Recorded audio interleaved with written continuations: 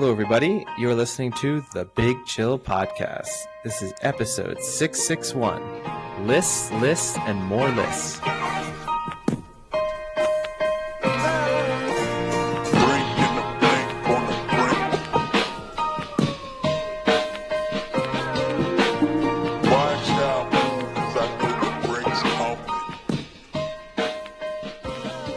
Hello, Big Chillians, and welcome back to the Big Chill Podcast. I'm Frank, joined as always with Eddie. Eddie, how's it going? Yeah, things are going pretty well. Getting hot here again. Having another little burst of heat, which is slightly unpleasant. So I'm happy that this weekend I'm going to be in a hotel with air conditioning. I have to ask, at what point are you going to break down and get an AC unit? I did come pretty close. How many more summers of this? I think next summer it's being done. This summer was pretty close. And then do you apologize to one of our friends who has had one for many years that you made fun of for having? No, because I understand the value of the air conditioner. It's just that the effort that he went through to have one for, let's say, 2 months of real value, and also the insistence on a specific level of temperature and airflow is the big thing that he likes, right? It's not even temperature, it's airflow. But I think I came very close to a breaking point, but it coincided with when I was in hospital and then was very hot in my hospital room. And even though it wouldn't have helped me in that scenario, I came very close to ordering an air conditioning unit while I was in hospital, with the thought of, well, when I get back to my apartment, I can at least set it to 16 degrees. That was kind of briefly for one evening while I Googled best air conditioning units for apartments. That kind of got me through the night. So I think I'm trying to think what your windows are like. These ones would be almost impossible, in fairness. Because they're like French opening, or however you would call that. And on top of it too, they're all actually, which was one of the selling points of the apartment from the landlord, they're super old. It's the really old glass. So they're single paned and the glass is very fragile. So it would make putting... How's that a selling point? Because they're more attractive to look at. The windows are prettier. But for any type of energy efficiency or temperature regulation, they're way worse. So energy efficiency, terrible. Noise, terrible. Yeah. How is this a selling point? The only good thing about them is obviously in the summer, actually, it does help keep it because it's very high ceilings. So that combined with these old windows, you actually do get, it is a little bit cooler. But winter, it's definitely not a benefit in the winter. But it is a mild benefit in the summer when you don't have an air conditioning unit. But by this time next year, I will not be in this apartment. So that will be a concern for another How many apartments location. are we going to be changing here? This is getting annoying now. I've been in this apartment for 3.5 years. Yeah. Okay. And now I just got used to it, and then I got to change again. I don't like change. Can we go back to the first one? No, but with a new bathroom. The next one will have more space for you, so you can look on the bright side there. Are we sure about this? 100%. It's like a requirement. It's an absolute requirement. So the next one will have more space, and I'll make sure the matching the quality of this bathroom or exceeding it will also be one of the requirements as well. So don't worry, you will My be situation considered. Will be okay. You'll be considered as part of the selection process. I can't wait when I'm 58 years old, still just hanging out in the spare bedroom. Yeah, but no. So yeah, that's one thing. So actually, good segue here. Okay, so there's quite a few of them. So we'll kind of go through them some quickly, and then if you have a comment on one, let me know. Number one, for me, it's the idea that there's no such thing as breakfast food, and the fact that it's damn near impossible to get a burger before 11 a.m. is bullshit. Well, I mean, that's outrageous. I do think there is breakfast food. I can get occasionally having a craving for a non-breakfast food, pre 10 or 11. And certainly if you've been traveling or something and it's throwing off your body clock, I can sort of understand it. Or if you've been out really late drinking, there's something appealing sometimes about getting non-breakfast food as a meal. But there's definitely breakfast food. What about being able to get a burger at 8 in the morning? I can't imagine very many situations in which I've ever wanted a burger at 8 in the morning, and I certainly wouldn't complain about not being able to get one. It is an interesting thought how you like become accustomed to wanting breakfast food in mornings. Like I kind of understand where he's coming from. I really don't like eggs very much, but I crave like a breakfast burrito most mornings. I've never craved an egg for dinner ever in my life. I've had eggs for dinner because I've done the like breakfast for dinner thing. I have done that. So I think it's almost the reverse. If I were to make a hill to die on relating to this topic, it would be that breakfast food should be considered more post breakfast in a lot of instances. Like I don't see why can't you have French toast for lunch? You know what I mean? Like For that's lunch, but not for dinner. That's obnoxious. I wouldn't at a restaurant, but if you made it for yourself at home, I wouldn't judge you too much. I would judge you if we sat down for dinner and you were like, "I'll take the French toast, please." That I would judge you a little I bit can't wait to for. do that the next time I see you. I think everyone involved will judge you, but I would go that way more than I would say I ever have an urge to eat non-breakfast foods in the kind of breakfast period. And to a certain extent, brunch kind of solves that problem because you do get like you can Yeah, go to a little brunch bit of places most. that do burgers for Yeah. sure. So you kind of solve that. I mean, I do think you're right though. It's strange. For example, I love orange juice. I would never drink orange juice like in No, the afternoon. Like that would that's be crazy. outrageous to me. Yeah. But a glass of orange juice pre 10 a.m. is fine. Anything after that, it would seem very odd to me. I mean, for me, like now that I'm thinking about it, breakfast burritos have become one of my favorite things to eat since I've moved here. You can get like really, really good breakfast burritos. I've never even thought about eating a breakfast burrito afternoon. Like it's never even occurred to me. And I eat probably like 4 a week. I you could know, definitely eat a breakfast burrito for lunch. I would happily eat a for breakfast burrito lunch, for but dinner. for I would have dinner. one. But I would have one. A I've good never breakfast thought burrito. about it. I wouldn't complain. Like if we went out for dinner, if we were at your house and the thing on offer was a really good breakfast burrito for dinner, I wouldn't All right. I wouldn't complain I'll about back that. pocket that one as well. Okay. Number two, I shouldn't need to create an account just to see your website. And especially if you're trying to sell me something, you've just lost a customer who doesn't even know what your product is.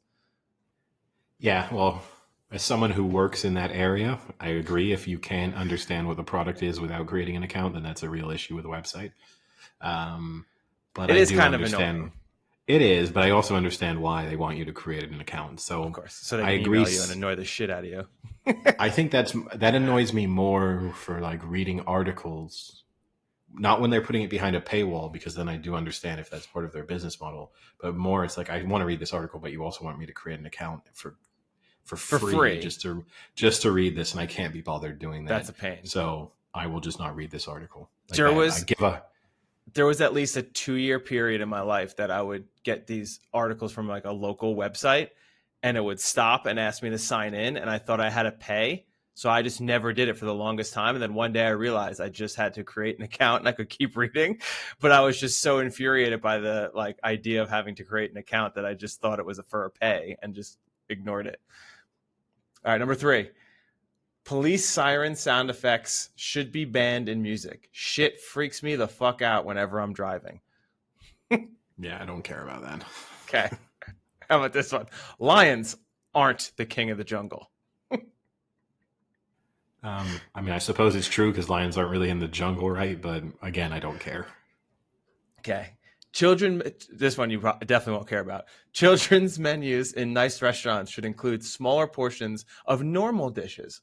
My kids can't eat like an adult, but they still want real food over chicken fingers and mac and cheese. All I'll say is the person using the word nicer restaurant and then including children's menu, I think we probably have different definitions of what a nice restaurant is. They just want a small portion of foie gras. But I They do don't need agree. an I mean, adult portion. that's pretty European though. The idea that the food is the same, you are just going to get a smaller portion of it. Yeah. So that's actually in line. I think like most places you go to here, if you're taking a kid, you might get again at some places you will get dedicated children's food, but at a lot of places you're just going to say, here's a smaller version of an adult meal, and Yeah. we're going to charge you a little bit less. Not everything needs an app or should require me having to use my phone. Example, ordering, paying at a restaurant. I shouldn't have to use a QR code to do everything. I know I probably sound like a boomer, but it irks the shit out of me.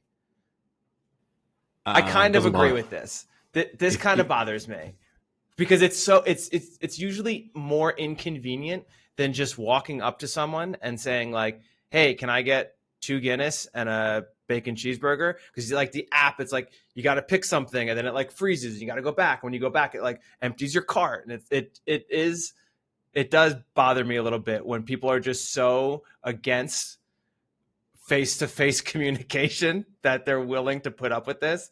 Pisses me off a little. so having to order in person through an app, that's painful. The QR codes to pay don't bother me, assuming it doesn't require that you create an account. So this kind of links back to issue number 2 or 3, whatever that was. Assuming it doesn't require that you create an account, if I can just scan a QR code and that brings up my sort of table and I can pay directly through Yeah, like a website, that's perfect to me. that's nice But for like really nice for like splitting the check too, because on some of yes, those because you can apps you can select, split it. That's really yes, nice. select exactly what you had. Everyone can pay individually. Yeah, There's no calculators coming out. I mean, again, especially when you're dealing with difficult people. I much prefer people where we're just going to split the bill yeah, I bet you regardless. do. You win some, you lose some. But Oh yeah, yeah, it's how'd that obviously go for you this weekend? no. You weren't so apt to split the bill then, were you, buddy? So I will say, so yeah, you're referring to obviously. I have complicated this situation because I am currently not drinking, and that has meant that going to restaurants or out for dinner where everyone else is drinking, I am obviously falling way short of. And for dinner, most of the time, that's not going to bother me too much. I will just go for the split, assuming you haven't ordered an extremely expensive bottle of wine. Then we might have Yeah. take the wine off, and I'll split the rest of it. So are you But switching to mocktails then? I mean, that's the easy way. You can pay $15 for a drink with no alcohol in it. I had one non-alcoholic cocktail There you at go. the weekend. So we went to a cocktail bar, and I asked them, even though there were no non-alcoholic cocktails on the menu, I asked them to make one for me.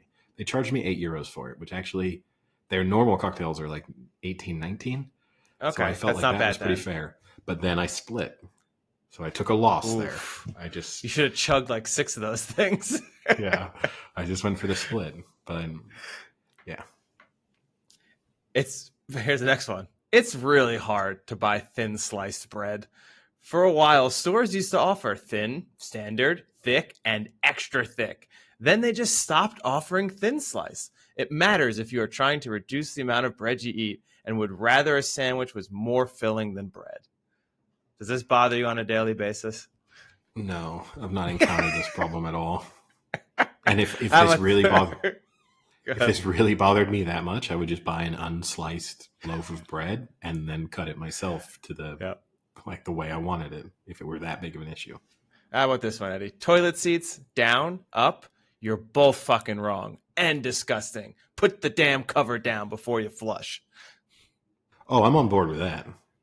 You're Yeah, on that yeah, hill?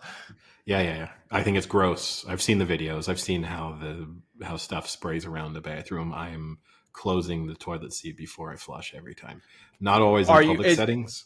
is there a slight concern though that you close it and that thing don't flush and then you've got Oh, issues? I Do you reopen. I you check. flush and then check. Yeah, when it's That's done, when dedication. everything's, I reopen Okay. and I would check in that scenario. And then do you I reclose or then do you keep it open? No, I leave the toilet seat down. I don't Okay. understand the. I know Not the I know seat, the that cover. everything Okay, everything's down down. for me. I Pants don't down understand too. You why. come out, pants down. I don't understand why you wouldn't close it. I've never really got this. Like, it's not a big effort, and it does look nicer, and it is sort of more hygienically appealing to have everything down. I've never really understood why you wouldn't. I do the exact opposite. I don't flush and I keep everything up. But I'm also in the club, right? I sit while I pee, so I'm even. Yeah, you're on the Larry That's all. David train. Yeah, except in certain public bathrooms. Like I'm not then I'm skipping that. But at home, every time. All right. How about this one? This is kind of stupid one. Seems like every day I see someone using every day one word instead of every space day. Yeah, I mean the kind of grammar element coming in here. I mean Yeah. these are That's a these are certain hard. subset of people. Yeah, I mean there are certain things grammatically that can bother me slightly. Not to the point that I get annoyed by them, but someone will message me and a certain mistake will be in there, and I certainly notice it, but it's not ruining my day. I think it's more like phrases themselves that bother you than grammar. Like using a phrase that you don't like or enjoy bothers you more. Sometimes. I mean, the big I one, have multiple examples I could give. whatnot is one of them. I hate whatnot. I was gonna Whatnot's a, say Happy Christmas is definitely one of them. Happy Christmas, I don't like. Let's Go is definitely another one. Let's Go is another one. I've got a But no, bunch of in my memory bank that I throw at you every once in a while. there's there's grammatical errors. Like I mean, grammar is important to me. There are grammatical errors that definitely bother me. But in terms of in casual conversation, I would never correct anyone. You know, like a friend Yeah, of mine sends me a text message and there's a mistake in it. I'm not going to be like, "Oh, you meant this, didn't you?" yeah. Like I don't, I can't, and nor will it disturb me enough to uh, sort of throw 'em off my day. So yeah, I don't care. I don't know about that hill. This one I kind of understand, but I don't know if I fully am on the hill. Having a high spice tolerance doesn't mean you're tough or cool or manly or whatever. I've had to stop eating spicy food around certain people because they will always order something spicier than I did. So instead of having a nice meal with a group of friends, I'm forced to sit and watch them sweat and suffer because my meal triggered some really random insecurity of theirs. I don't get that whole part, but I do agree with the fact that like just because you don't eat spicy foods, like that doesn't make you like less of a person. Because I don't like spicy foods at all, and I just can't tolerate them well. Well, certain ones, like especially being here in Arizona, I don't do well with like Mexican chilies and those types of things. And every time it's like, oh, you don't eat spicy food? Come on, man. Come on, just try it. Just try it. Come on. It's like, no, I don't. I genuinely don't like it. Stop forcing this upon me. I'm not gonna like it. Fucking let it go. So I've never really seen the example of someone really trying to prove their manliness Me through or neither. toughness Well, by eating eating spice. contests. I've seen Eating Vasilis do contest, it. sure, but I don't have any friends where they're kind of trying to one up you from a spice level. Really, Yeah. I'll say this again: I don't get the peer pressure of trying to get someone to eat spice. That being said, I do judge people who, out of lack of willingness to try things. If you want to try it and then say, you know what, I don't like that. But I have, and we have friends who would just not even try something in the first place because they like to kind of play it safe and stay within their comfort zone. That bothers me a little bit. Yeah. Like if you're traveling with someone, then it's like just try it. If you don't like it, who cares? Yeah. Have a bite and then Yeah. throw it away if you have to. Like spicy salsas, I'll always do like a little tiny scoop, and I'll just be like, no, not for me. You know, like I'll at least try and gauge that level. But I'm not going to continue to eat it just because someone thinks that I'm a wimp for not eating it. Um, This one I completely disagree with. There is no way the IRS doesn't already know exactly how much each individual and business owes. Yearly tax returns are a scam. I think this person is so wrong. I think the Yeah. IRS is some of the dumbest group of like organization ever assembled. I mean, they still accept paper returns. And in fact, when you fill out like a TurboTax one, TurboTax then sends them a paper copy that they file half the time. So like I just think that that branch of government or whatever is just so out of date that they have no idea what's going on. Yeah, I mean, I don't know if they're necessarily out of date because I think it's hard to really sort of modernize and digitalize that whole system. You know, that's a really major project, and you're dealing with a lot of people who won't be able to, you know, like you don't want to put people in a position where they're incapable of filing their tax Yeah, return because you've suddenly switched to this really modern system, which exactly. here, for example, in France, like there are some types of tax returns now that you cannot do anymore via paper, and there were major complaints about that. Either Oh boy. because it changed the formatting, so people were then like, "Well, now I have to relearn." Like I've kind of got my tax return down, and now you've switched the format, and that means that I don't really know what I'm doing anymore. And also, people just being frustrated that they couldn't do it by paper anyway. But I do agree with you. I think we, not just the IRS, but tax authorities as a whole, there's this sort of big brother assumption to them Yeah. that they are going to know every sort of dime moving in and out of your account, and that they're really closely monitoring sort of every incoming bank transfer and Yeah. every outgoing expense. Like, in a country of any size, that's outrageous. But in the US, when you're probably talking about what, 250 million people filing tax returns and who knows how many businesses, I think it's understandable Yeah. that they don't know. And also, I mean, how big do you think the IRS is? Yeah. Like, do you like how many how many people do you think one sort of agent is monitoring at one moment? You think there's like one agent for every 100 people in the U.S. just being like, I know exactly what Frank earned this year. Like, Yeah. and on top of it, I've been watching what he's been buying. The the IRS is not Treadstone. They don't got a bunch of Jason Bournes running around solving Not yet. world life crises. Not yet. No. Being a morning person is capital letters, not better than being a night person. Morning people are seen as productive and night people as lazy. It literally, all caps, does not matter. All that matters is your productivity. So I do kind of agree. I'm definitely a night person, right? I'm not a huge sleeper, but I do stay up late. So I do tend to agree with this. I do think there's like a stigma associated with being a night person, and people do think it makes you lazier. However, I think it depends. If you're a type of night person where you're then incapable of getting up early to do something when you need to do it, I'll still judge you for that.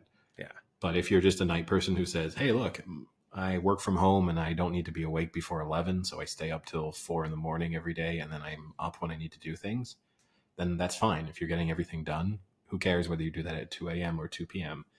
But if I'm then going to tell you, "Hey, we need to meet at 9 a.m. tomorrow," it's like, "Oh God, I can't do that." Then I judge you a little bit in the same way that I would judge a morning person when if I say, "Hey, dinner's at 9 p.m." Oh, I can't. Oh, that's way no too late. way, no way. Like exactly the same judgment level. I'll be in bed. I'll be in bed by then. I'll be so tired. Like, really? You're not adult enough to stretch it one day, like, and survive. Your eyes just force themselves shut every night at 9:45. But yeah, Pretty much. How about adding fondant to a cake makes it art, not food? I have no opinion on this. Okay. I'm going to skip over number 14 because that's the one you're willing to die on. And we'll go back to that one. Number 15, Monday is the start of the week, not Sunday. I don't really know that many people who call Sunday the start of the week. I know there'll be some pedantic people sometimes who do it, but yeah, I don't. I don't really know. Yeah. I have no real strong opinion on it. Does it really matter as well? Not really. I mean, only if sometimes you're saying, "Hey, let's do this at the start of the week," and someone's, "Oh, Sunday," that would annoy me a little bit. I'll go on a similar rant because we obviously have a number of friends who work in the sort of hospitality industry, which means that their off days do not fall on the sort of Saturday, Sunday a lot of the time. And I'm fine with someone calling that my weekend, but it bothers me sometimes when they start to use the sort of weekend term there excessively. You're like, "You're talking about the weekend?" It's like, no, I'm talking about Thursday, Friday because I don't work those days. Like, you can't just start to apply your schedule to a kind of universal calendar. That does bother me. Do you consider Friday the start of the weekend? No, Saturday. I think the weekend's just Saturday, Sunday, right? Like Because you'll always Friday. hear people saying like Friday, 5 p.m., start of the weekend. No. I mean, I understand sort of, yes. Like, it's the start of you not working for Yeah. like 2.5 days, but no. All right. Everyone's headlights are way too bright now. It's a hazard, and there's no point in having brights anymore if your headlights are by default blindingly bright. Again, I don't I don't live in a situation where I drive, so. Doesn't bother me. But I will say, sometimes with the sort of self-regulating lights that you see, and they do switch on a lot too early, and then sometimes get a bit too bright. That would be my only comment. But again, I don't care. I mean, I think that the bigger one would be people who drive ungodly large pickup trucks that then have lights that are 10 times too bright. Then my hill to die on would be, do you really fucking need that truck? Well, then your hill to die on will be the front of that truck, probably, because you're blinded by it. Yeah. Yeah, I won't last too long. One sloped roof and someone will take me out. The Oxford comma and writing handwritten thank you notes should be the norm, not an exception. I agree with both of these. I don't know, the handwritten thank you note. I mean, I do like a handwritten note, but I think at least sending a thank you note or a thank you message should be a norm. I think it depends. I think it depends like sometimes it's just a thank you text, and that's always just a sort of nice. I'm not going to send you a thank you note for just a very sort of minimal gesture.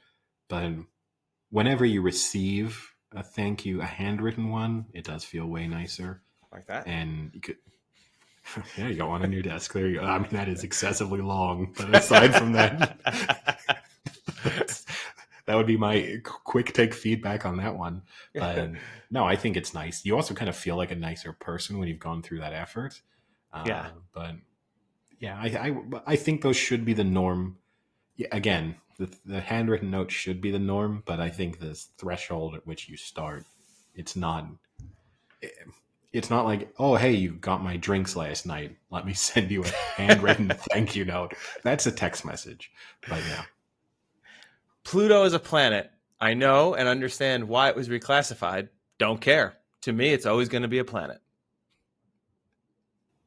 Yeah. Does it matter? It doesn't matter to me either way.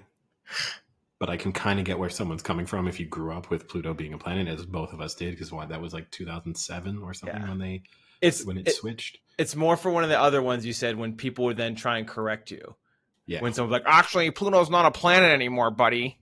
Like when people are like that, it's like, all right, shut the fuck up, you loser. Which again, it kind of depends on age, right? So my nephew is 6, and if he said Pluto was a planet, I would correct him, because it would be like, there's no reason for you not to think of Pluto being a planet. There's no reason for you to think of Pluto being a planet. But yeah, if we're just out with friends of our age and drinking, and someone said, well, Pluto's a planet, it would probably get corrected, but not in a you fucking idiot kind of way. Yeah. I think there would be a gentle approach. All right, Eddie, last one. You may have written this. Are you a cat named Puppy? Is that your no, handle? Definitely. Okay. I'll die on the hill of that. That's an awful, awful username. The singing of the anthem doesn't need to happen at every goddamn sporting event unless it actually involves international teams. I see folks say, keep your politics out of sports, but then turn around and blow a gasket because someone didn't take off their fucking hat at a baseball game during the holy flag song. I'm going to agree and disagree on this. So I do agree that I don't understand why you would play the national anthem in any country for a domestic sporting event. So I think that is sort of pointless. And I'll even extend that because I guess in the US it could be a little bit complicated, even involving like the NHL with Canadian teams and US teams, or, I suppose one baseball team, one basketball team. I still wouldn't bother. Like, I don't think because the Toronto Maple Leafs are in town that you should play the national anthems either. I think if it's a non-international sporting event, I don't think the anthems are necessary, because I think that is like a patriotic gesture, as sort of part of the competition between countries. That being said, but I will disagree with on that, the way they've phrased their comment. I don't think it's political. Like, the reason why I don't want the one it it's not political. It's just because I think it's sort of a waste of time and unnecessary patriotism, but I don't think there's a political element there. So I've now deep dived into a cat named Puppy's posts. Oh my God. Also named Ziggy Morningstar. I prefer that name. That's way They better. are a Columbus Crew SC fan. I scrolled down a few, and they posted a comment on someone who put in the Dreams Reddit, anyone have a dream sexuality? And they responded, I had a dream last week I fell in love with a woman, but last night I had a dream I was dating John Lennon, except he wasn't a Beatle, he was just a random coworker. Most dreams I'm hetero, but occasionally a gay one will slip in. I identify as agosexual, and all my dreams are in third person. Man, the internet's Why such a does weird someone place. have to post that? I don't know. It's kind of wonderful, right? But it does. The thing that's interesting about it is obviously it does make you think about your own dreams, not in terms of purely from a sexuality point, but the interesting one to me was there, like the third person element of all dreams. But yeah, I don't know. The internet's a weird place. It's sometimes scary. Talking about hills to die on, though, I will leave the name of the person out because I think that there is a chance that this topic. I don't want to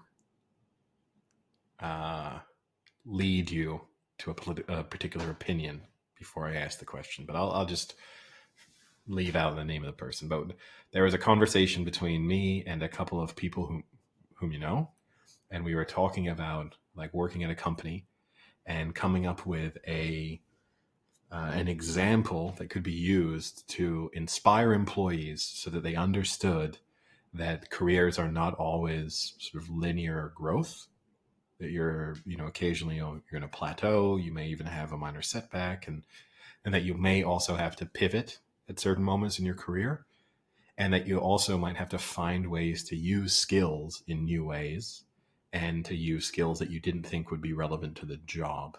So it was trying to encapsulate basically this sort of open mindset to your career, not being sort of too disappointed with minor setbacks, and also being creative in terms of how you can develop your own skills in your own career as going forward. And the idea was to pick a character from a movie, so that a very popular movie, so that everyone would know it, and to use that as an example of sort of someone who embodied all of those principles. Real quick, this isn't the dinner conversation. This is someone telling a story that he told his employees, and then the employees had to do this? Or were you sitting around a dinner table and now you each sat in silence for 5 minutes and thought about a character?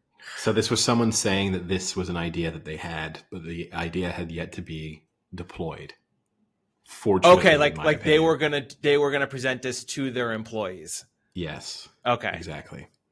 And the example, the movie character that they chose. Oh, here we go. Was Maximus from Gladiator.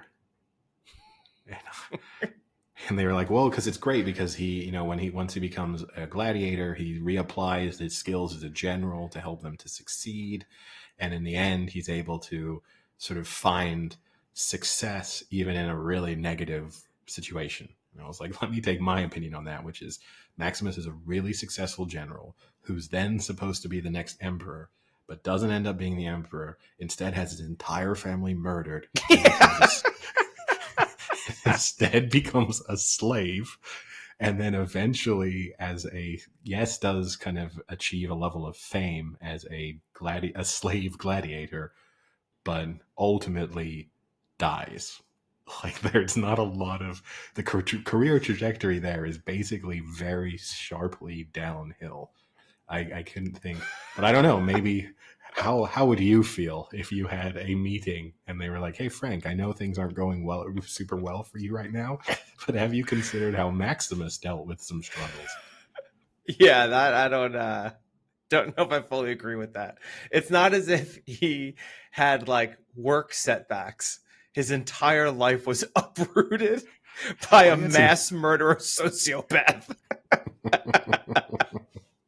And in this analogy, that's your company. But, yeah, not the best. But also, too, because then it was like, whoa, he was successful in the end. I was like, well, I'm not even sure he was successful in the end because he dies. He tries to be part of that coup, which fails miserably. Yeah. And then they're like, well, he chose to die because he wanted to be reunited with his family. Positive spin on that. It's like he didn't really choose to die. He gets stabbed before a fight and is dying. One of the roughest scenes you ever watch. But does manage to achieve a really big goal of killing the emperor before he dies, and then also is happy to be reunited with his family as a result of dying. But I'm not sure. I'm not sure he ends up in a better place than he started. I'd put it that way. Yeah. So you would recommend smile for me, brother, and he stabs. You him. would I hate that. You would recommend that could be the company slogan. Because when you just like get it going again, then the guy comes back and just knifes you in the kidney, and you eventually bleed out and die on the company floor after he's murdered your family, and you had to rearrange your skill set to survive. And the example, and then in the retort to this was like, well, think of a better example then. To which one of our mutual friends immediately, without any thought, was like, Forrest Gump. Which immediately I have to say is a way better example. I don't think it's still a good one, but this was just off the cuff. It's I've got one. More... Okay, go for it. Elle Woods from Legally Blonde. Yeah, it's better. I don't know if that's a big enough movie for the purposes of this. You know what I mean? It's a cult classic. It is popular, but I think if you're 25, you might not have seen Legally Blonde. Okay, well, that's the one off the top of my head. You put some more thought into it, and then next episode you can let us know who you've come up with. Okay. Now, transitioning us into the world of sports, but also staying within the world of lists. I don't know if you saw, but ESPN has ranked the top 100 professional athletes of this century. Have you seen any of this? But they're not done yet. They are done now. Oh, they're done now? I had seen before, but I had avoided it because it wasn't complete yet. Yeah, so they were doing it in installments, and then they've just released 1 through 25, which was the last group. Now, admittedly, this list was voted on by ESPN readers. I think in total they got 77,000 people voted on this list. So you're going to be missing a lot of European-based sports for sure. Yeah, like cricket, any like Tour de France stuff, even probably football, like European football is probably some of them are up there, but probably not as many as you'd think. Yeah, there's 2 things. It's very American centric, understandably so. It's also there's a lot of recency bias in a lot of ways in terms of who makes the list. The 21st century, you're saying? Yeah, since the year 2000. Last 25 years. Yeah. Okay. The last quarter of a century. So do you want to take a stab if you've not seen the list? Do you want to take a guess at who features in the top 5? Top 5. Okay. Yeah. LeBron James is number 4. Okay. They're going to pick a soccer. And I think they're not going to go Ronaldo. They're going to go Messi because he's now in Inter Miami. Messi is number 3. He's also won a World Cup, so you can understand sticking him ahead of... no, it's the Inter Miami part. There's got to be a football, and it's got to be Tom Brady. Tom Brady is number 5. Okay. So you're missing number 1 and number 2. Oh. Do you want any clues? Hold on, let me think first. Major sports, baseball. I'll give you one really easy. I'll give you one really. It's not going to necessarily get you the answers, but it will at least. Neither of these 2 athletes play in the 3 big American sports. 4, Eddie. Okay, 4. 3 really, but okay, 4. Oh boy. Okay. All right, I'm going to throw a controversial take here and say they're definitely going to want to be politically correct. So there's going to be a female athlete in there. Whether that should or shouldn't be, I'm not saying that, but I'm saying I would have to assume there is a female athlete in the top 5, that they wouldn't let that not happen. Mm-hmm. Am I right? Number 2 is a female athlete. Oh, Okay. Serena Williams. Correct. So I think Okay. deserving. And I You can agree make a with that. strong. Like, yeah, I You, agree with you that. I'm make a not strong saying that, case. but There's a lot of people on this list who I take issue with, but I think Serena Williams being in the top 5 perfectly fine. I think you can even yeah. make a. I think Serena Williams should be above the person who is number 1. Is number 1 another tennis player? No. Number 1 is definitely not from a major sport. Hmm. Do you want another clue? Is it gymnastics? No, but it is an Olympian. Ooh. Is an Olympian. Yeah. I would have guessed Simone Biles. No, Simone Biles. She in the I top think 10? Simone Biles is number 7, and I have to say I also whilst I have utmost respect for Simone Biles, I think number 7 is too high for Simone Biles. But She's probably well, we don't know enough about gymnastics, but okay. are you going to say greatest gymnast of all time? I was gonna say potentially the like most skilled female gymnast of all time. Yeah, in I don't terms of know. like what she can do that other talking to people who are actually in the gymnastics world. No, She can sure, do but things that no other female gymnast could ever do. sure, but that's but we're not putting the That greatest doesn't, squash. yeah, I know. We're not putting the greatest squash player of all time on this list either, right? So Fuck. Olympic sports. Track and field. There hasn't been anyone that I mean, dominant. he is an obvious one when you're talking Olympian from the last 25 years. Is it swimming? Yes. Is it Michael Phelps? Yeah. So I don't think Michael Phelps should be the greatest athlete of the last 25 years, which is what this list is saying. I mean, I know, yes, you're talking about 23 gold medals, 28 Olympic medals as a whole, but still, I don't know.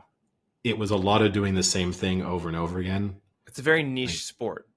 It's not only that, and I get that Michael Phelps, and as you know, he and I have something in common because we're both former swimming record holders. So if I think really. Here's my question, actually. Yeah. How many of those records does he still hold? Because I think that is a big indication. Because like when I think of Serena Williams, she has so many crazy records that she still holds that may never be broken, right? But like Michael Phelps might have been good in that generation, but now there's already more athletes that are better. Or is that not the case? Does he still hold all of his records? So looking through very quickly, so I might miss some of these. I mean, I know he won the 8 gold medals. That's the most ever. Yeah. So yeah, but I think ignoring record, let's talk about actual swimming times, which is probably the greater indication, right, of like greatness in some respects, like how unattainable, in the same way that sort of with Usain Bolt, has what's seemingly unattainable record in the 100 meters. Phelps only 2 remaining in a 50-meter pool. His only 2 remaining records are both in the relays. So he is part of the 4x100 meter freestyle relay, which U.S. team holds the record that they set in 2008, and the 4x200 freestyle relay, which they set in 2009, and he still holds. But all of the individual records are gone. He doesn't hold anything in the mixed relays. And then in short course, which is 25-meter pools, he does not hold any records. So yeah, he's got 2 records. If I had to do my list, he would probably be maybe 5th. I think you've got to put Serena. Serena might be up there for number 1. How is Tiger Woods not in this top 5? Yeah, so I don't think Tiger Woods has to be in it. I don't think Michael Phelps would crack my top 30, to be perfectly honest. Like let's go through the list. Messi. I'm just thinking of my top 5. So I would definitely. I'll just go. Who would I put above Michael Phelps? Okay, Serena Williams, yes. for Messi, sure. yes. Yeah. LeBron James, yes. Yes. Tom Brady, yes. Yeah. Roger Federer, yes. Who's Yeah. number 6? Simone Biles, I might call that a push. Like if you want to put her above, or if you want to put Phelps above, I think you could go either way. Tiger Woods is 8. He would definitely be above. Yeah. I'd put Usain Bolt above again because I think. No, I'd put Phelps above. Really? I'd put Biles above Phelps, but I would put Phelps above Bolt. But the argument to that would be Usain Bolt would have won just as many gold medals if there were also like a 50-meter sprint, a 75-meter sprint, Maybe. like, and Phelps really benefits from the fact that swimming allows you to kind of do the same thing over and over again, or to take part in multiple relays where you do think about it. He has a gold medal for a relay where he swam freestyle because it was an all freestyle relay. And then I know he didn't swim freestyle in the, but you can kind of do the same skill. Like they had the same situation in Olympic cycling, and then they just took away some of the cycling events because that was actually allowing. And I guess if you look at it in terms of like records, Usain Bolt's 100-meter record is still around. No, exactly, and probably won't be broken for decades. Yeah, that's. Whereas Phelps's records are gone. Like he loses to a modern swimmer. Whereas Usain Bolt, if you could pluck 2008 Usain Bolt out and put him in the modern era, he's winning the gold medal this summer in Paris, sure. and it's not close. What's the title again? Wait, what's the title again? Is it greatest athletes or most accomplished athletes? The greatest athlete of the 21st century.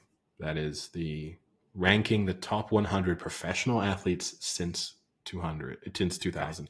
So they didn't really define the criteria that you should use, which is interesting because obviously that allows people to. So yeah, you swayed me. I think I would put Bolt above Phelps. So I would go Bolt above Phelps. Then we go down. So to Kobe Bryant is number 10. Oh boy, that's outrageous. It's an outrageous inclusion. Oh boy, like how many times did Kobe Bryant win the MVP? He won.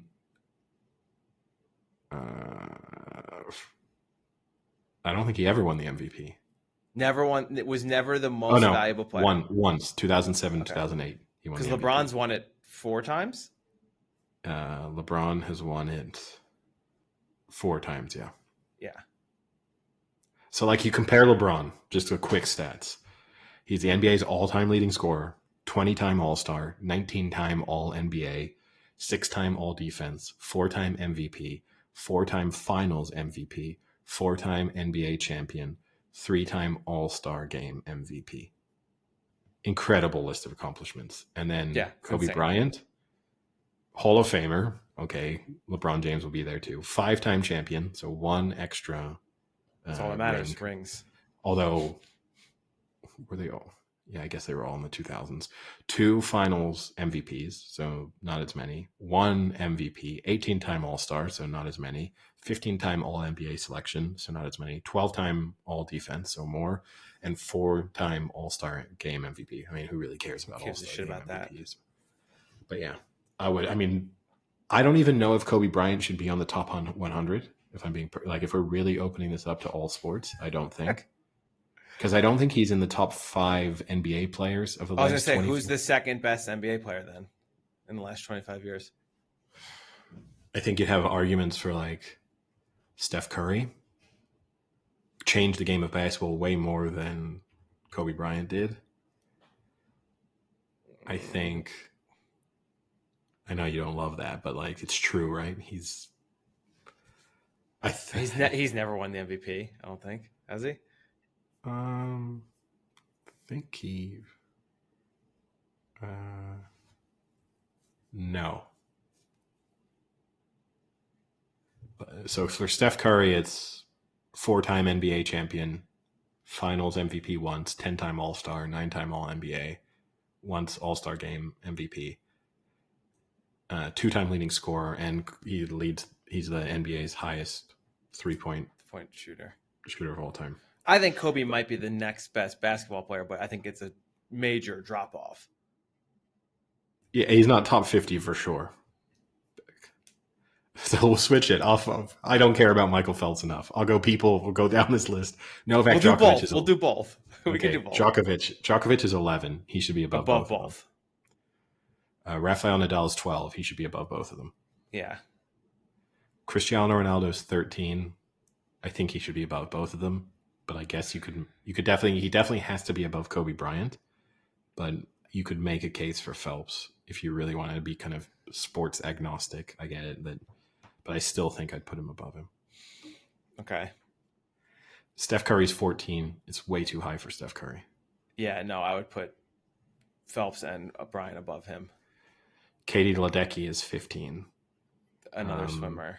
Phelps has to be above Ledecky because he was like a more successful swimmer overall, although she has 21 world championship gold medals. I don't know. Some of her records, though, were insane. Like, I remember some of those. She was setting records of, like, breaking it by, like, 15 seconds in some of those races. She broke the 1,500-meter freestyle by 20 seconds. There you go. Record. Yeah, I literally remember that.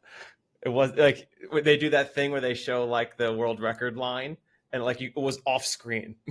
She's also only 27, so you're talking about obviously this Olympics and potentially one more Olympics. So by the end of her career, she could have a more, but we obviously, you can't judge it based on that. But when she retires, she will probably be the more impressive sort of resume compared with Phelps. Yeah. Tim Duncan is 16.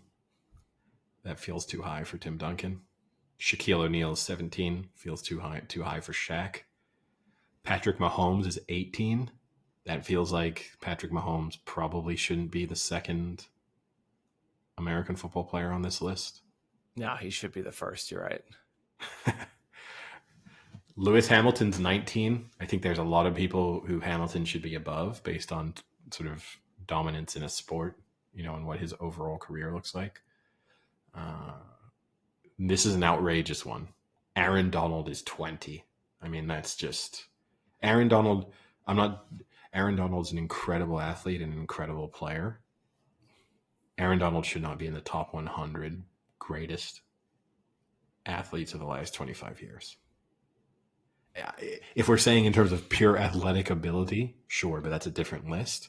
I don't know, though, because he's probably the best defensive player in football in the last 25 years. He's got, 3 or 4 defensive players of the year. He's like an 8-time first team all NFL, all pro. I mean, he's been extremely dominant as a defensive player. I just don't know how you rate defensive players. Yeah. I'd be okay with that probably over Tim Duncan. Yeah. I mean, listen, I like the Admiral, but that's not the Admiral. I know. Number 21 is Diana Taurasi, the WNBA player. I know nothing about her statistics. 3-time WNBA champion, 2-time Finals MVP, 5-time Olympic gold medalist, 1 MVP, 1 WNBA MVP, 10-time All WNBA first team Rookie of the Year once.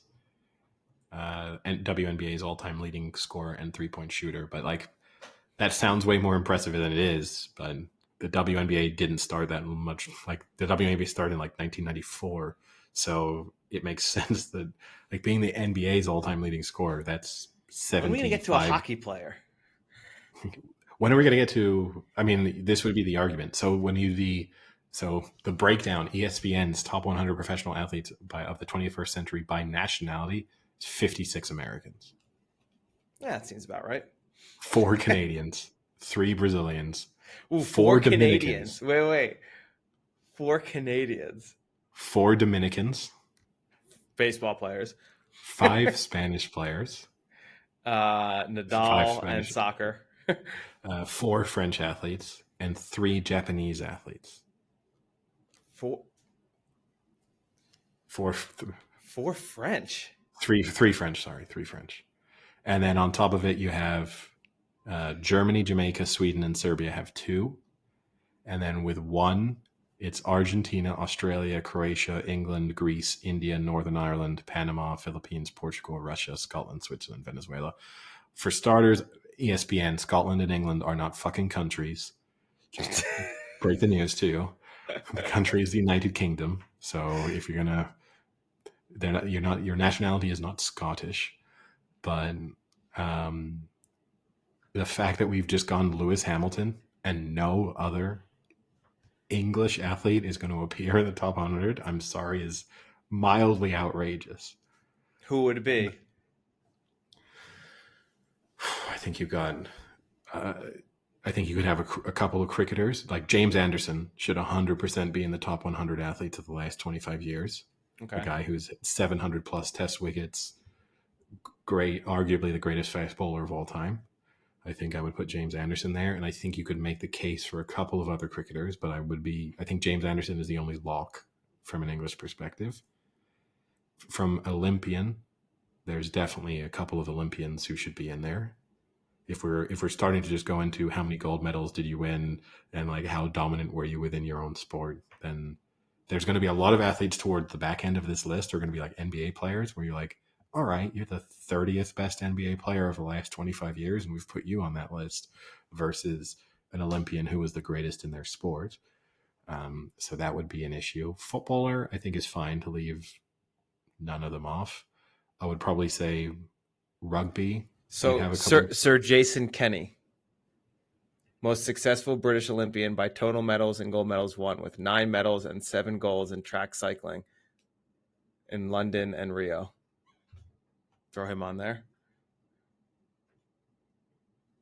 Yeah, I mean, you have Tour de France winners. You have Mark Cavendish, who's just set the record for the most Tour de France stages ever won by a cyclist. I think you'd probably have to put him in the top 100. He's also won Olympic. 4 French people? We'll get there. He's also won Olympic gold medals. You know, I understand why it's American centric because these are Americans voting on it. In the same way that if this were done by the BBC, there would be too many British athletes on it. So I'm not like, again, this is not an anti-American comment, but still, it's not great.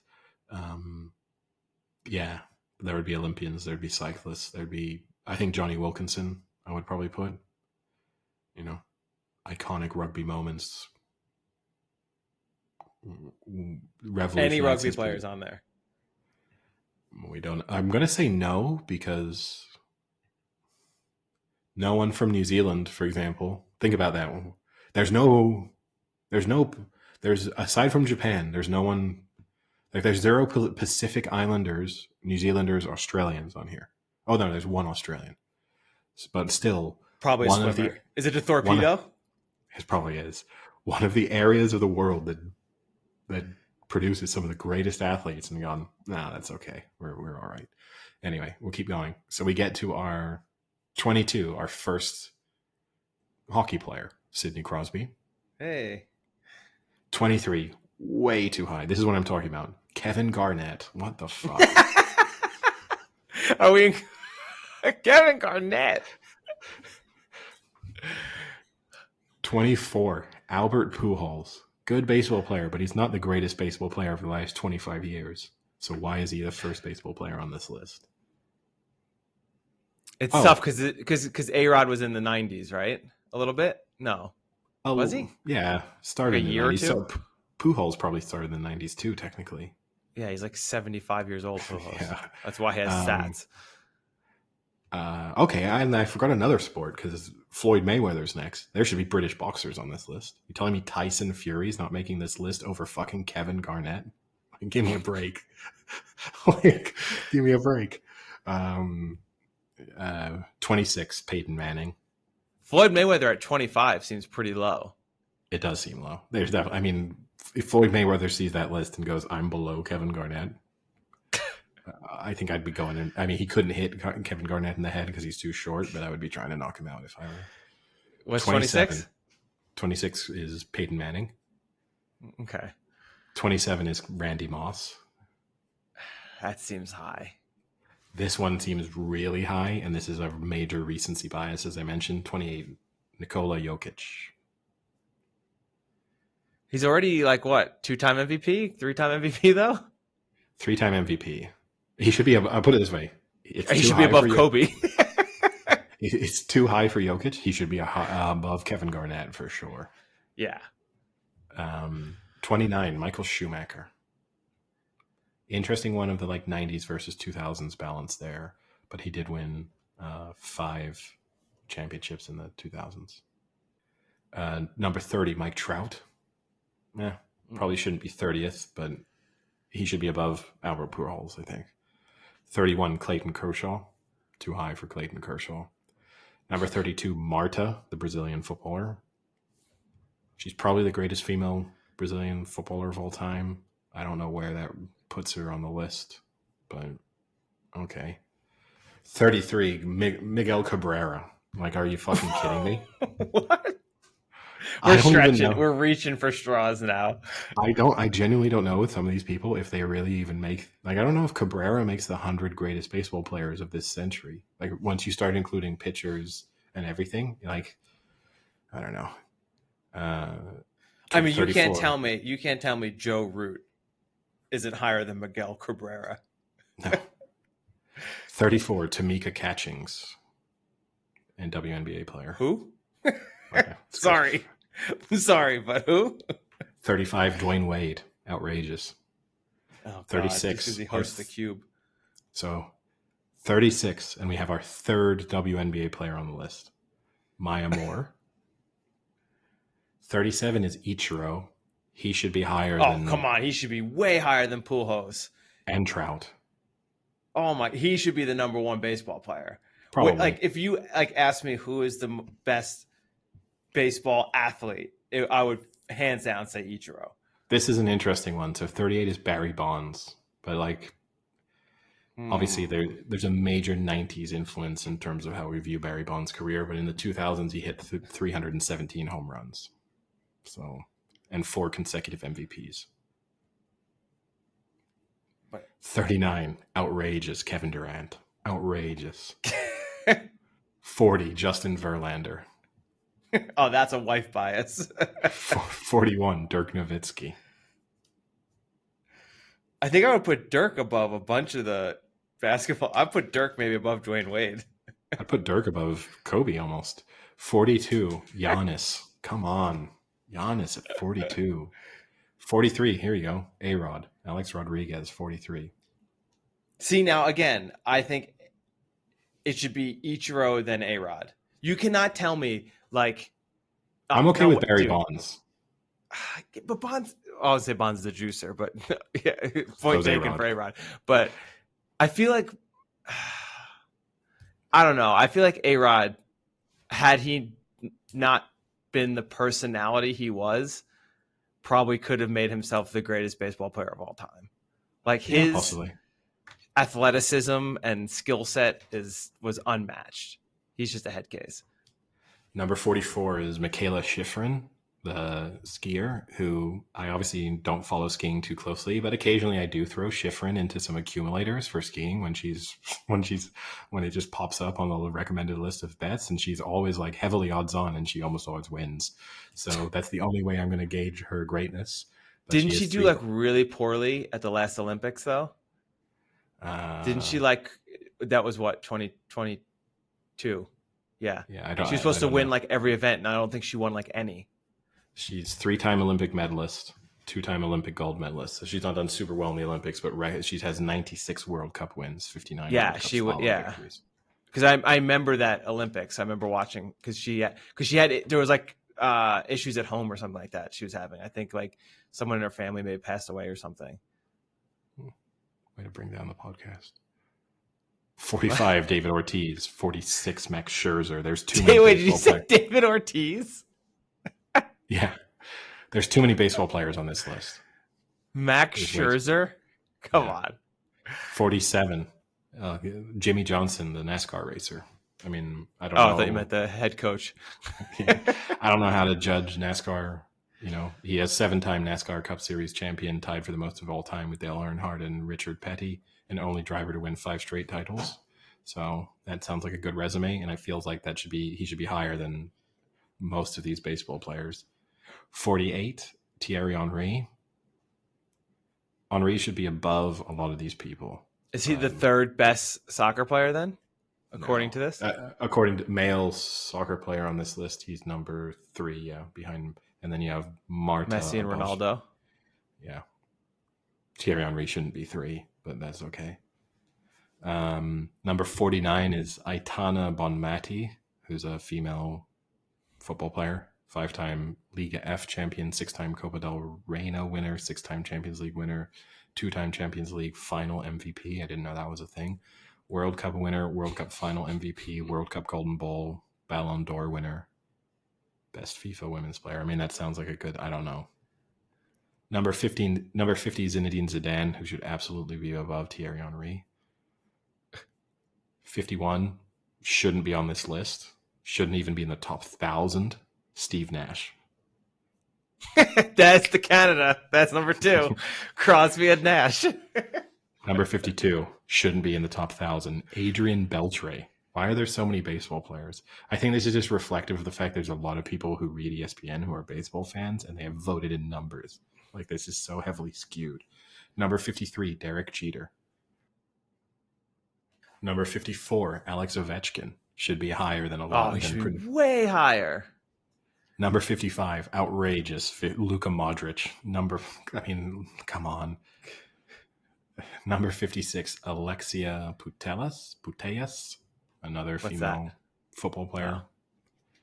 I don't know how to judge. Number 57, Calvin Johnson.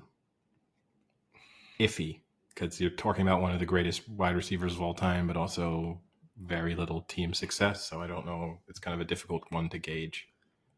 That's a tough one. Like, if you had one game to play in their prime, are you taking Randy Johnson or Randy Moss or Calvin Johnson? Or Randy Johnson, the baseball player. The pitcher. I think I'm taking Calvin Johnson. I think he's the better. And Randy Moss was what? 15 on this list? But won a Super Bowl. So, like, that's going to be number 58, J.J. Watt. I don't know how to feel about that one either. Again, not a lot of team success there. But a ton of he was dominant at his position for a good amount of time.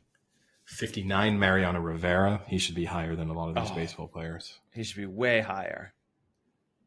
Number 60. Way higher. Candace Parker. One of the few recognizable names from the WNBA. I don't know how that should influence where she should be on this list, but number 61, Ray Lewis. Oh, how is Ray Lewis not number 1? How is Ray Lewis 1 and Ed Reed 2? That's what it should be. I'll go Ray Lewis 1, and then Kobe Bryant 2 of people on this list who got away with crimes. That's what it's going. And number 3 on that list, Shohei Ohtani, who's also number 62. What about Peyton Manning for his rubbing incident? And the steroids that were going to his wife. Yeah. Number 63, Allison Wait, Felix. Ohtani's only been in the league for like 4 years? 5 years? Since 2018. He's been around since 2018? In Major League Baseball, but obviously had a career in Japan prior to that too. It feels like it's only been like 4 years. Yeah. Number 63, Allison Felix. So the runner. Yeah, she's good. Second track and field athlete. That feels not enough. Number 64 is Mia Hamm. Was Mia Hamm in like the 1970s? I feel like she's much more of a 90s figure. Like, this is the tough thing with this, right? Like, she was definitely a product of the 90s, so I don't know. Can I ask a question? Are we really doing all 100 here? We may as well at this point. People love listening to people read lists. Number 65, Kylian Mbappe. Way too high for Kylian Mbappe. That's so much recency bias there. Number 66, this is interesting. First MMA fighter, John Jones. George St. Pierre? John Jones should be higher than a lot of these people. Oh, this one's, I said outrageous several times. Number 67, James Harden. What? Yeah. Oh, my God. Number 68, Phil Mickelson. I think if Phil Mickelson should be depressed that he's ranked behind James Harden, to be perfectly honest. I don't know about including Phil Mickelson as the number 2 golfer on the list, but I kind of get it. But number 69, Jason Kidd. Jason Kidd. So as a breakdown, because I've now come to this part of the list, of the top 100 professional athletes on the list, 24 are basketball players, 17 Oh are my baseball God. players, Oh my God. 15 are football/soccer players, 12 are American football players, 6 are tennis players, 4 are golfers, 4 are boxers, 3 are track and field athletes, 3 are motor racing, and 3 are ice hockey. That's Number crazy. 7, Andreas Iniesta. Okay. Really? Way too high on the list. Number 71, Manny Pacquiao. Way too low on the list for Manny Pacquiao. Yeah. Number 72, Shaun White. Way too low on the list for Shaun White. Like most recognizable Winter Olympic athlete of all time. Yeah. He should be way higher. And apparently a dickhead, according to one of our friends. Oh. Could I definitely guess who that friend is? Yeah, he's the only friend that we have that snowboards. Okay. Number 73, Mookie Betts. Seems way too high for Mookie Betts. 74, Lisa Leslie, the WNBA player. Okay. Number 75, Xavi. Feels too high for Xavi. Number 76, Georges St. Pierre. Oh, 76? He redefined MMA fighting. He should be number 1. Georges St. Pierre is the greatest athlete fucking ever. Number 77, Shelly Ann Fraser-Price. Number 78, Bernard Hopkins. I mean, tough, because Bernard Hopkins' professional career started in 1988. I know he retired in 2016, but it feels, how do we kind of put his career into the 2000s? It's number 79, Bryce Harper, which I think is too high for Bryce Harper, but he should also be ahead of some of the baseball players who've already been listed. Number 80, Andy Murray, the one Scottish representative on this list. There he is. Should be higher. Way too high for Andy Murray. He should be like number 81, Cheryl Swoops, another WNBA player. Number 82, Kohei Uchimura, who is a gymnast, 7-time Olympic medalist, 3-time Olympic gold medalist, 6-time individual all-round world champion. Supposedly dominated men's gymnastics from 2009 to 2016, going undefeated in all-round competition, winning back-to-back Olympic titles, and leading the Japanese team to gold at the Rio Games. Wow.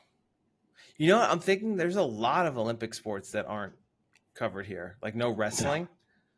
No. Yeah. You know, when I think of great athletes. Well, why isn't The Rock on this list? Yeah. WWE Brock dominance. Lesnar. John Cena. Number 83, Chris Paul. Oh, good defensively, Chris Paul. Number 84, Lauren Jackson, another WNBA player. A lot of WNBA players. This one's, I mean, I think some of these votes have been submitted as a joke, as trolling, because number 85 is Kawhi Leonard. Kawhi Leonard? Yeah. Number 86, Venus Williams. Too low on the list. Wow, way too low, Venus Williams. I mean, she's got more titles than Murray does. Number 87, Ronaldo Nazario, Fat Ronaldo.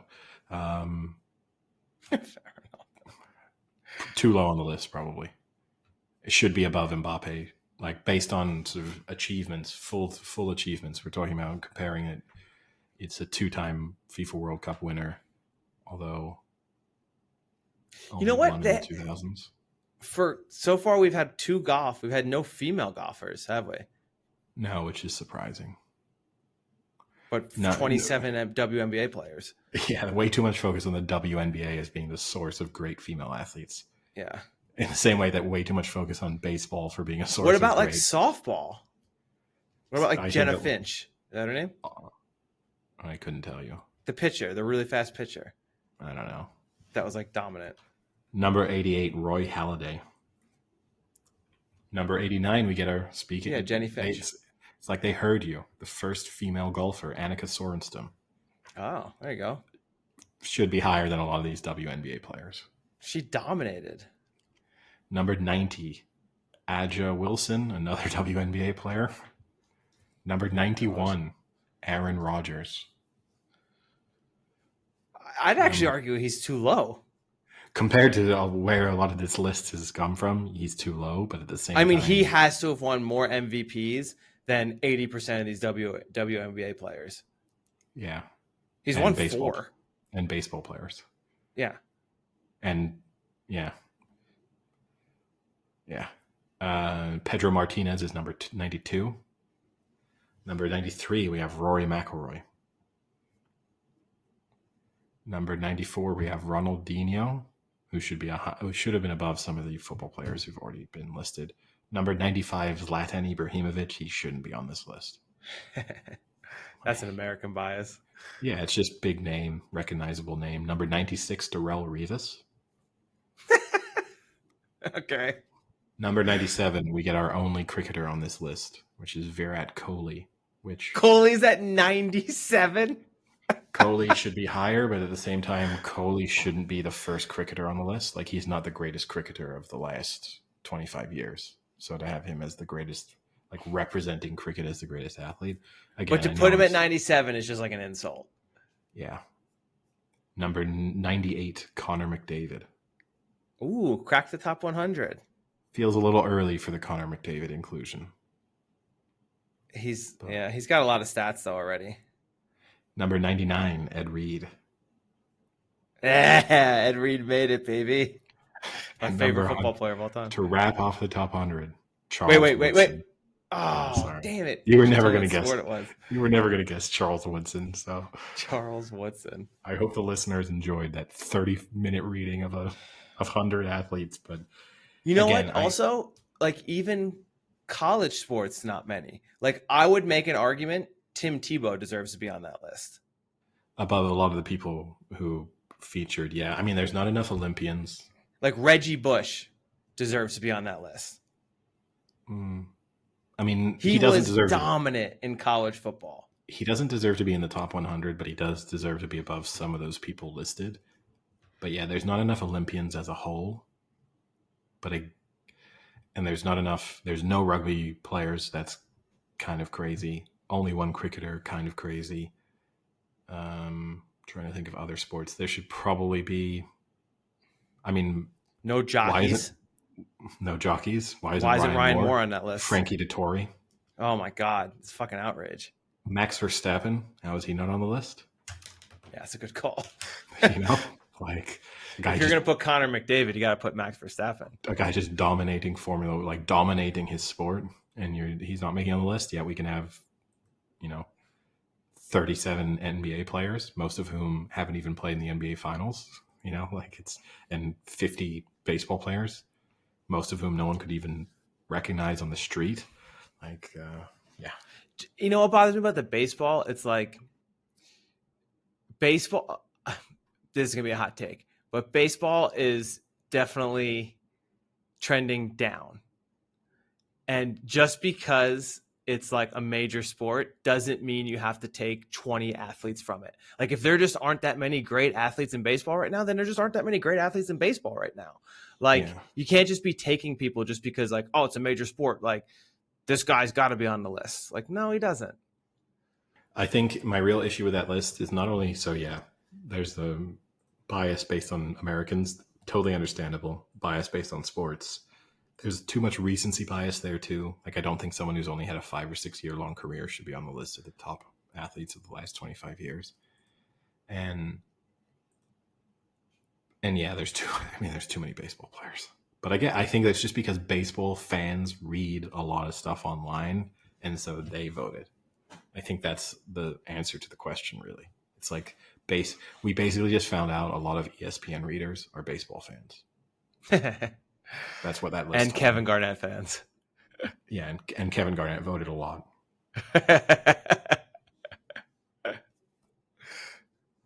All right. Wow. That was an exciting 30 minutes right there. Any other sporting topics to cover? No, I think that list took care of it. Obviously, Well, I had a quick question for you. Speaking about hockey, obviously you mentioned your hockey tournament that you played in LA last weekend. We spoke Yep. about that last episode. It ended in rather dramatic fashion for your team. You've sort Yeah. of explained it to me off podcast, but could you break down exactly what the situation is and when you guys were knocked out? Yeah, so we made the playoffs. So there's 43, 47 teams in our division, and you play 4 round robin games. And then the top 30 make playoffs. And the way it works is basically the top 10 are a playoff, then the next 10 are a playoff, and then the next 10 are a playoff. So it's like 3 separate championships, basically, because it's too difficult with only 4 games to really judge. So you kind of just break it up a little bit like that. So we ended up being 25th overall. So we made the third tier playoffs. So we got to buy the first round, and then the second round we played a team that's actually a very good team that normally would be in the top 10, but they played the number 2, 4, and 8 teams and tied and lost to 2. So that's why they were kind of in our division, but a good team made up mostly of university kids. So actually 4 of the kids went to University of Arizona, so we knew them. They were national champions for Division II for roller. So good teams, good players. The game was 11:30 at night. So speak about not being a late person. Our team average age is about 35. So it was a little on the late side for us. We came out on fire. We were up 3-0 within like 2 minutes, just like dominating them. Threw them off their game completely. We don't play traditional roller hockey. Like we play more of like an ice hockey type of hockey. So like constantly trying to press them, being in different positions than they're used to seeing like someone on defense be in. Definitely threw them off. And then we kind of got in their heads a little bit when we started going up because they definitely thought they were just going to come in and smoke us. We were up 6-1 with about 9 minutes left, and then we were up 6-2 with 5 minutes left. So with 5 minutes left, we had a 4-goal cushion, and then they just pressed, and we got gassed.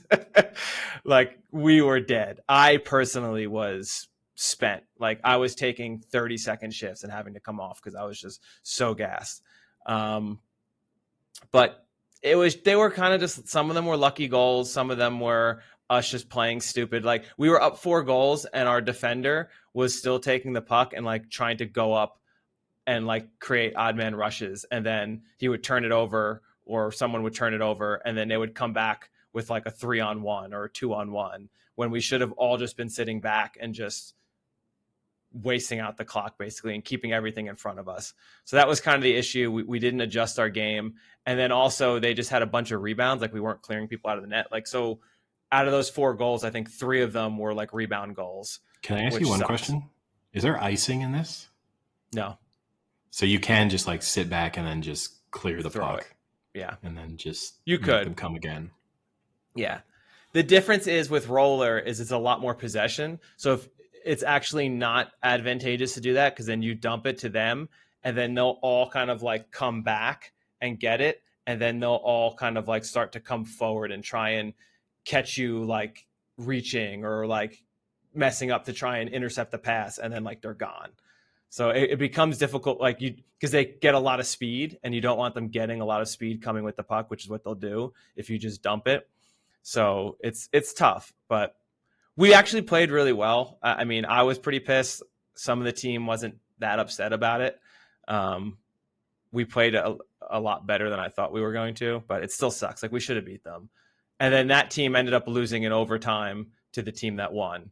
So we would have been right there had we just held on. But it got away quick. Like it was like 6-2, and then I literally looked up and it was like 6-6.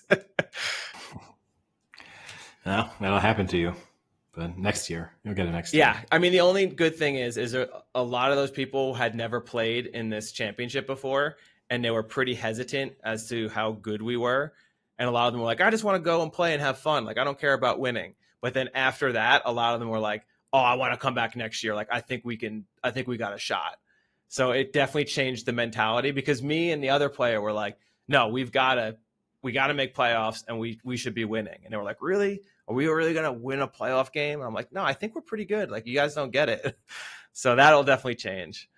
But yeah, it was kind of shitty to lose, because I think if we had won that, I think we could have won our championship, our level, which would have been great, because our team name is Save the Boobies. So that would have been great to have them have to plaster that all over. And everyone loved our jerseys. So we were all pink. So pink top and then pink pants. And then we had a black top for our away games, obviously. But so many people wanted to buy our jersey. So next year we're going to be bringing extras. Oh, that's the key to success in a tournament. It is. All right. I guess that wraps up our sport. So I guess we can quickly do a Game of Thrones mid-season recap, or House of the Dragon mid-season recap. Yeah. Would you like to go first or second? I can go first. I can be pretty quick. I mean, I think it's a much better season. I do think some of the character development that made season 1 kind of shitty has paid off in season 2. So we kind of had to play that long game. So I think looking back on season 1, maybe it wasn't as bad as it was. But I do think the episode 4. So we're going to do spoilers or no spoilers, or? I think spoilers. Yeah. If you're listening, okay. We'll do light spoilers. If you don't want spoilers, I would say this is the end. This is the last topic of the podcast. So if you don't want spoilers, just stop listening. But obviously you've had 4 or 5 days to watch the most recent episode. So probably if you're watching a series, you're caught up. Yeah. So episode 4, that was the big battle scene. I thought that was done really well. I mean, that was pretty crazy, the level of detail they had. I did watch like what the hell's it called? It's like Making of the Dragon or something like that. It's like the little documentary they do about each episode of how they make it. And it is crazy how much detail they went into in that episode. I mean, they literally had dozens of people just on fire in real life and like blowing things up multiple times. And it was pretty impressive. A lot of money was put into that episode. And I thought it was done really well. But overall, I think the episodes on the whole have been pretty good. The characters, I think, are starting to hit the Game of Thrones level where you do like heel turns on them very often, where it's like you absolutely hate a character and then you kind of start to feel bad for that character and then you start to hate them again, where like it's this constant cycle of no one's really truly good or evil, but there's a lot of gray. So I think they're doing a good job of that. Overall, I think it's much better season. I'm enjoying it. Yeah, no, I think it's better. I agree with you. There's just more things going on. I also will say I agree that some of the character development in season 1 is paying off, but I think they could have had it pay off in season 1. I think it's a lot to ask people to watch hours of TV, because hours later it's going to be worth it. In terms of this season, yeah, it's significantly better. There's more storylines going on in a sort of more compelling way. Issues I have with it, I'll focus on those. So of course. Yeah, that's the way I view the world. But so like Game of Thrones itself, right, there seems to just be inconsistencies in the time it takes to travel places. That's just like a consistent Game of Thrones fault, right? Like it will one day take a dragon 3 minutes to get somewhere, and then the next time it would be like way too far for the dragon to go. Like, and that bit sort of bothers me. I kind of don't get like why they aren't. I understood why they held off using the dragons, because they knew it was going to escalate the war to a like nuclear bombs. Yeah, but once you start using the dragons, use it. Like, why send 1 dragon? Why not send 3 dragons? Like, why would you just send the 1? I don't understand. Like, they're in a position where they know they could send enough dragons that they could just win. So once you've decided to deploy the dragon, just use some dragons. Like, create an overpowering force. Not like, we're kind of still going to play fair. Like, you could kill this dragon now. That bit kind of Well, confuses me a little bit.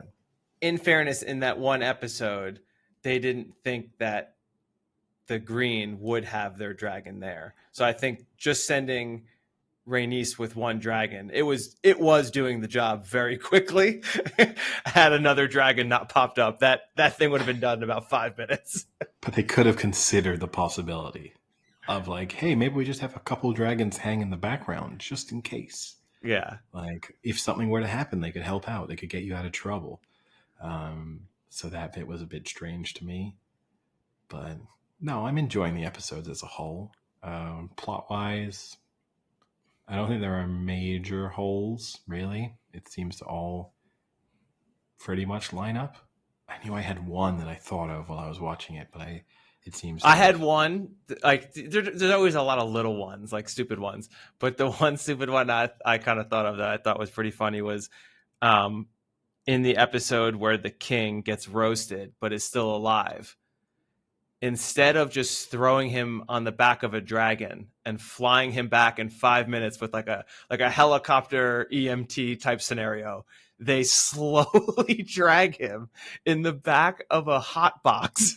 Like that can't be helping his cause. Yeah. I did agree. The same thought came into my mind, and they were like, "Well, we had to leave the dragon to protect the castle." We got another. Yeah, you have another. Well, I guess they don't have another, do they? No, Vagar was. He did burn that guy, but he was right there with Aemond. Aemond was looking over the body. Yeah, but either way, you could have risked the.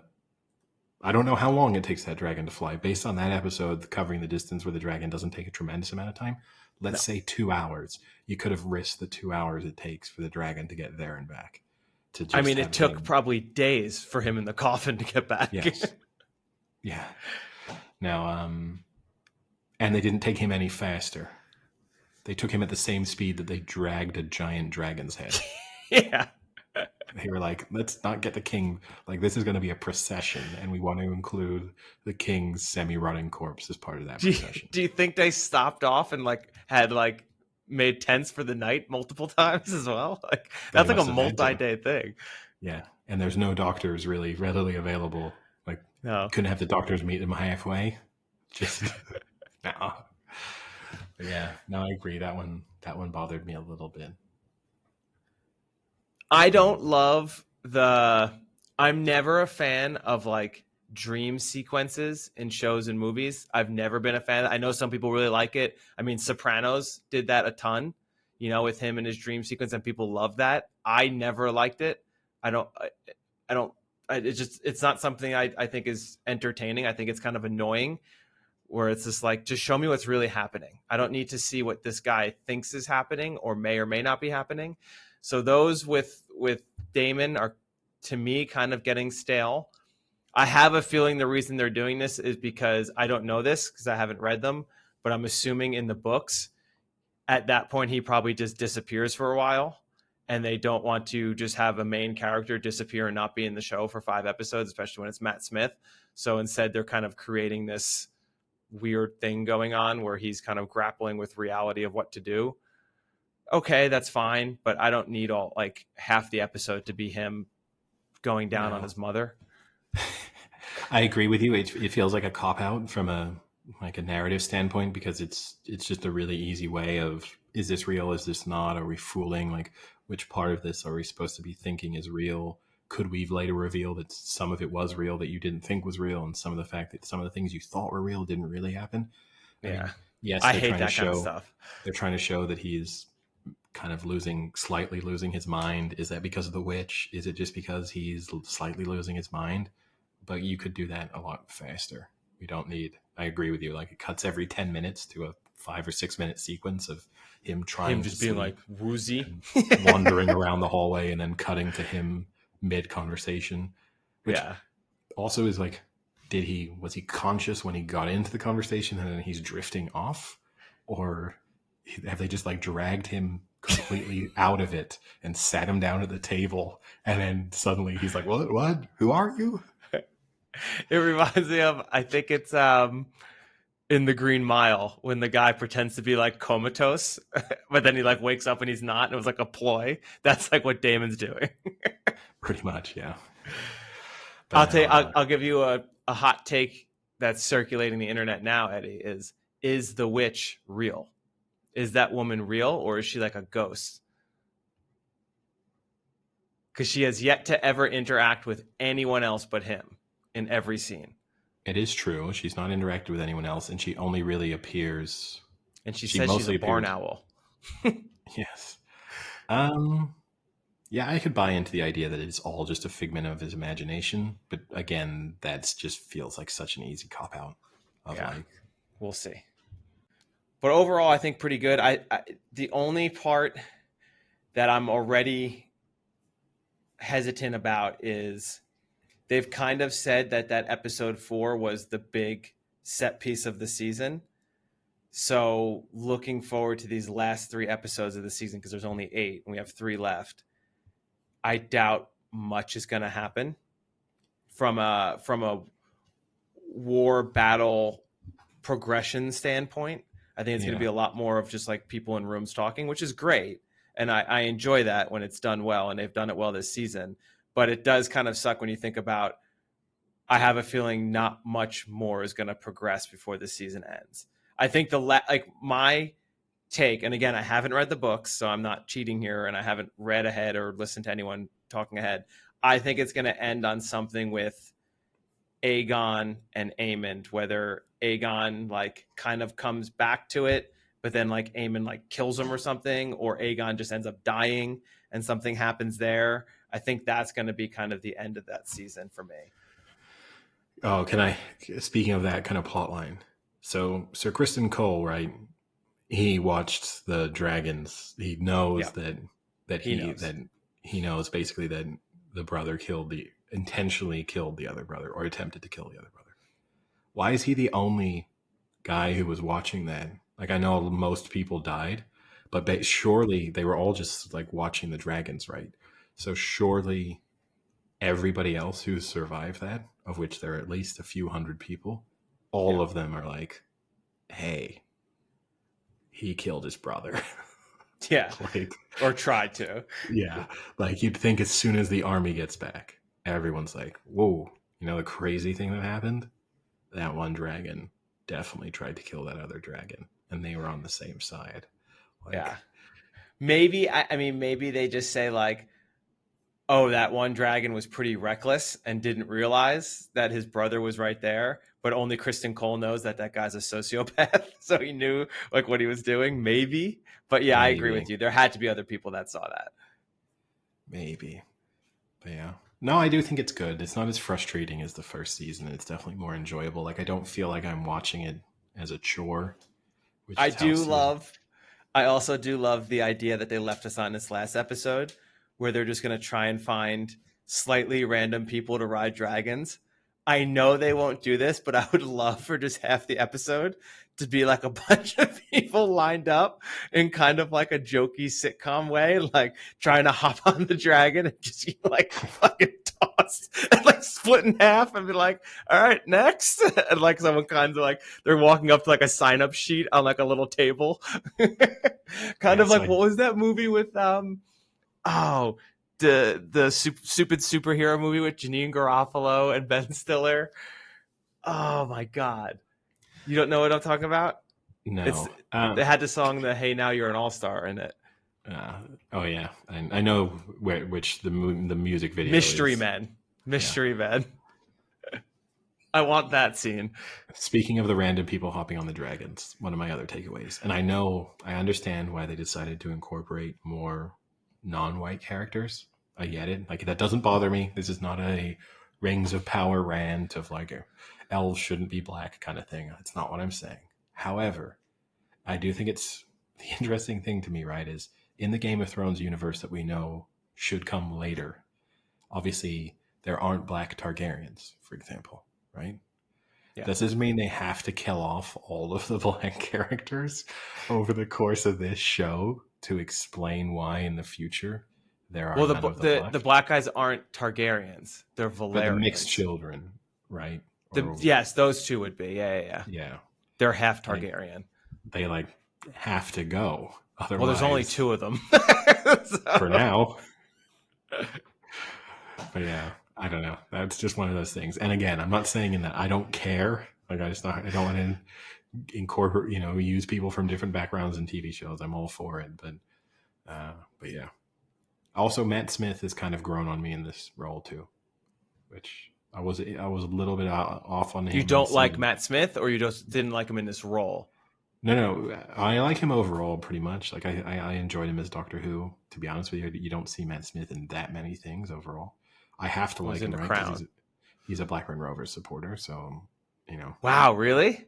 Mm-hmm. Oh, we should get him on the podcast and just talk Blackburn Rovers. He says his goal is to be like Ryan Reynolds and to buy Blackburn. Like that's his goal. Oh my God, we got to get him on.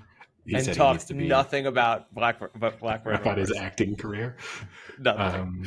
To not even acknowledge that he's somewhat famous. We're here with huge lifetime Blackburn Rovers supporter, Maddie Smith.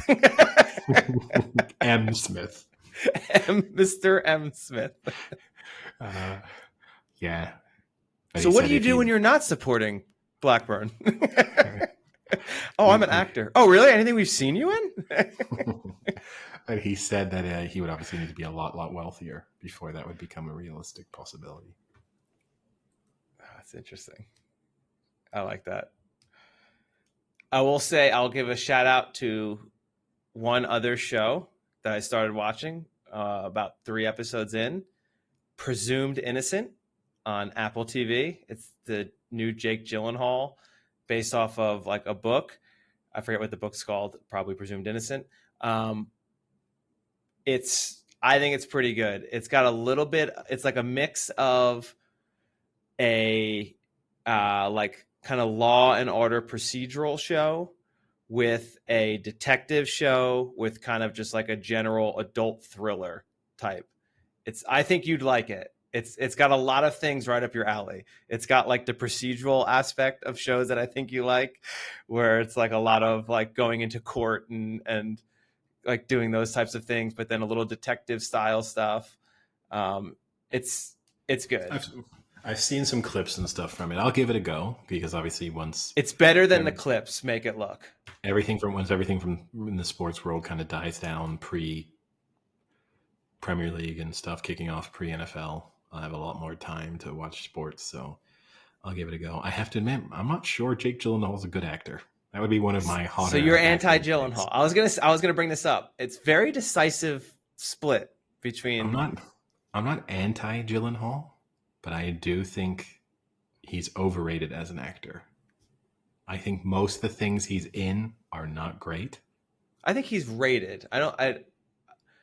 I don't hear many people saying that like Jake Gyllenhaal is the best. No, I agree with you, but I do think people treat him as a good actor, and I'm not sure he's really that good of an actor. I like him in a lot of the roles he has. I think early Jake, I think he really benefits from the Zodiac. fact. That he was into Zodiac. and Donnie Darko and Brokeback Mountain. Yeah, Donnie Darko is huge. Early in his career, and Jarhead. Like, he really nails... Jarhead. We used to call my friend Jarhead. He really nailed, 2000 to 2005. He's a good example of why doing really well early in your career is very beneficial. Because I think a lot of people made up their minds about him based on that 5-year run of legitimately good actor. Do you know where he made his debut? I remember this because I heard an interview with him. His first ever movie? Cider House Rules. I don't know. City Slickers. Okay. He's the kid in City Slickers. But yeah, I think...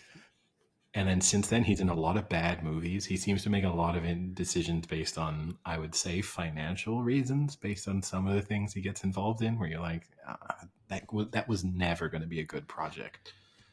Yeah, but I also think he does pick movies that he thinks are going to be good, and they just don't turn out. Because I can give you a few. So one was that one with Anne Hathaway, right? Where one of them has cancer or something, and they're deciding whether to be together or not. That was supposed to be really good, and then it just really wasn't. That was a while back. That's probably 10, 15 years ago now, but that was supposed to be a really big one. Source Code, which I actually really like that movie, Source Code, but that never panned out, I think, the way it could have. It was kind of like almost like The Edge of Tomorrow, the Tom Cruise one, which is also really good, but that one has kind of got a following, and Source Code never did. What else did he do back in the day that like seemed like it was going to be big? What were some other ones around that time? Do you have his stuff pulled up in like the 2010s? I have his IMDb up, and so if we go to his movies, it's not. So yeah, I mean, his standout are those 4 movies we've discussed. Oh, and Prisoners. It's got a high. Oh, Prisoners is such an underrated movie. But there's not a lot of good movies here. I do like Prisoners. Read me this 2010 ones. Because that's where you're saying he hit like the downslope. Yeah, give me a second. So... Ooh, he's also in October Sky. That was an early one of his. Yeah, so if we go 2000, so 2001, he's in Donnie Darko. Then he's in Bubble Boy. Yeah. Then he's in Lovely and Amazing. The Good Girl. Oh, it does. Highway. He was the girl in Good Girl. Moonlight Mile. The Good Girl deleted scenes. The Day After Tomorrow. It's okay. No. The Day After Tomorrow. Jiminy Glick in La La Wood. Between the Towers. But Day After Tomorrow is another one though, where like I bet you he thought that was going to be like an Independence Day like thing, but it just never panned out. Yeah, maybe. Sorry. Between the Towers. Ooh, that sounds. I think that was the guy, wasn't it? The guy who did the tightrope walk between the Twin Towers. Oh yeah. Brokeback Mountain, 2005. Proof. 2005 was a good year for him. He has Brokeback Mountain and Jarhead. 2007, he has Zodiac. Oh, classic. Rendition. He's done a ton of movies. Brothers. Love and Other Drugs. That's the one with Anne Hathaway. Source Code is 2011. Source Code. That's a great movie. If anyone's not seen Source Code, watch Source Code. It is not that bad of a movie. It's pretty good. If you like science fiction-y, time travel-y stuff, I like that movie. Well, what do you got after that? That's where I think he takes his downfall. List. We're just going through. Go quickly. The